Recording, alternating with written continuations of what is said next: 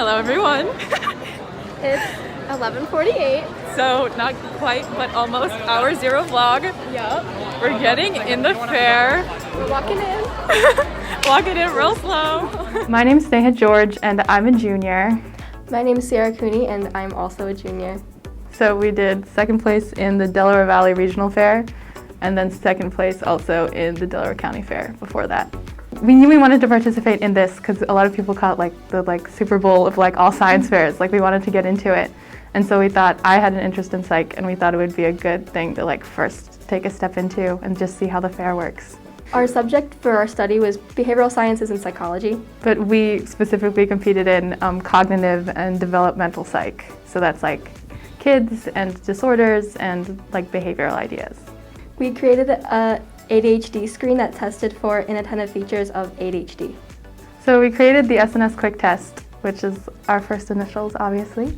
And it was basically 6 sections that tested for different specific symptoms of ADHD, the inattentive symptoms. So instead of being hyperactive and what usually people think of when they think of ADHD, they're more ADD symptoms, but recently the diagnostic standard for ADHD and ADD changed so that it's just ADHD, inattentive and hyperactive.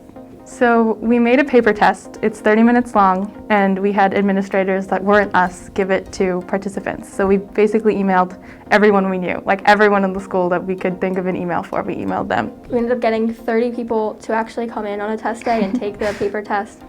And the test administrators read directions that we created for them, so it's super simple for them, but just kept it double blind so that we didn't actually see who was testing or associate any of the results with the people who took the test.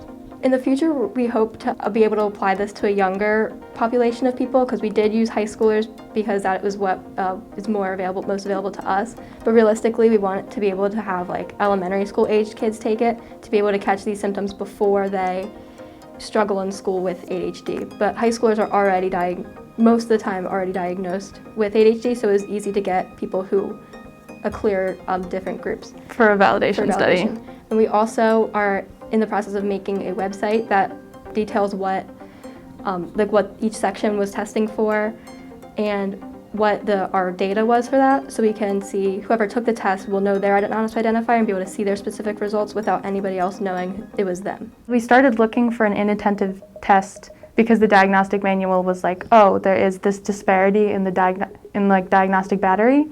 It was pretty wild to see that there just weren't any inattentive tests for screens for presentation because it is harder to find and see in early ages, but it really does affect a lot of people's standard of living at a really young age, 3rd through 5th grade, just failing school completely. And that can do a lot. And it was also wild that a lot of women, the majority of women who have ADHD do have inattentive presentation, and that's why women often get diagnosed so much later. And that's so much time that they're just experiencing lower quality of life. So we really, by the end of this, it was something that was really frustrating to see, and we wanted to bring awareness to. It really does take a village to get this so far, but this was all of my time for 7 months of my life, and it really showed me this is what I want to do, but also I can do this. I can go forward and stay in science and get my higher education in something like this. I think the biggest skill both of us learned from this was networking, and it's the hugest life skill I've ever learned, honestly. This stuff teaches you what you're going to be using for the rest of your life. No matter what you're going into, yeah. You're going to need to know how to work with people and know who to reach out to and what to say and how to get a hold of them. Even if you can't do it at the moment, you can find other people who do have the resources or can help you find the resources that you need. So I think engaging in any extracurricular after school activity like this would be super beneficial. Be women in STEM. Have a bright pink competing board and have everyone who walks by go, oh wow, that's different. I've never, it was so exciting to see so many other girls doing science fair, but also to have so many people comment on oh, bright pink board. It was so much fun to do that and still win and have people be oh, that's an interesting choice and still do good. That's go be a woman in STEM. Or just be whoever you are. Yeah.